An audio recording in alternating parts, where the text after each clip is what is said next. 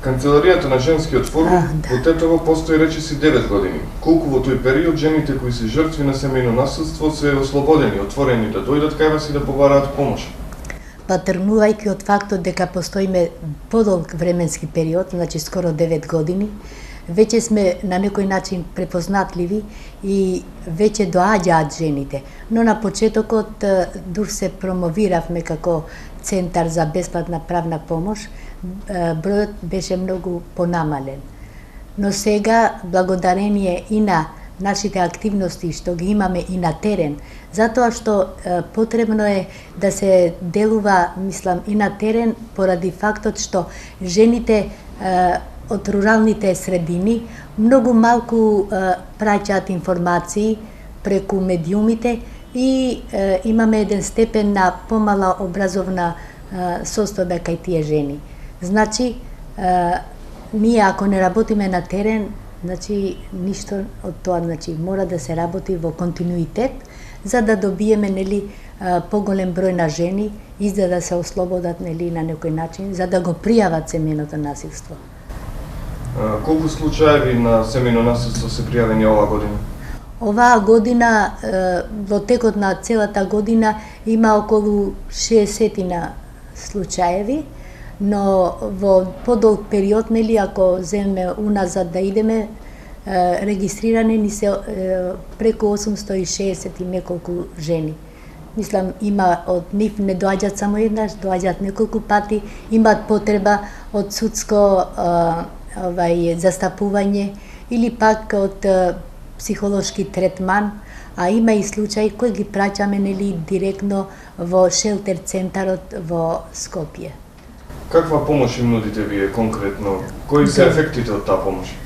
Конкретно во нашиот центар имаме адвокат, координатор и порано имавме и психолог, но сега поради проектните активности кои што не можат да го покријат и психологот, моментално само координаторот и адвокатот работат и по потреба и членките од организацијата се залагаат.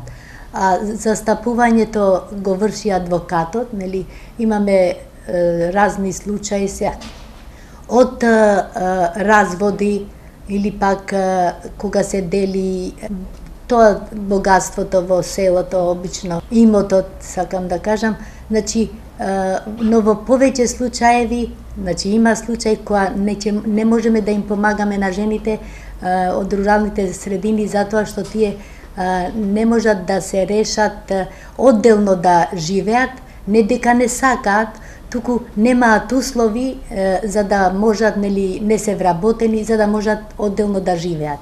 Тоа е многу битно поради фактот што ние преку проектите што ги имавме преку организациите на Обединетите нации, UNDP, таму успеавме на неколку жени, значи кои што беа наши клиенти, да им обезбедиме всушност да се вработат преку разни овие донатори, и сега тие и можат и самостојно да живеат и самостојно значи да се одделат од сопругот.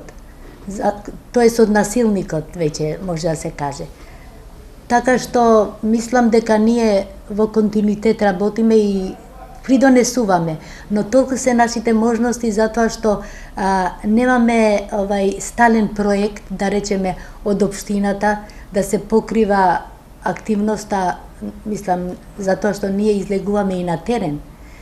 Ако не се излегува на терен, тогаш не ќе може да се не можеме ние да ја подигнеме свеста кај тие жени кои што трпат семејно насилство и не го пријавуваат.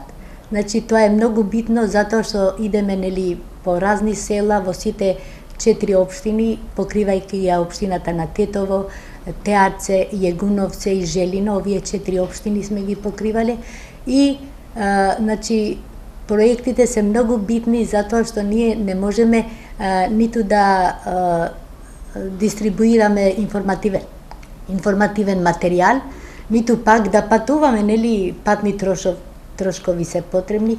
Значи ние сме на некој начин, иако сакаме да помогнеме, ако немаме проект не можеме да делуваме. Тоа е многу битно.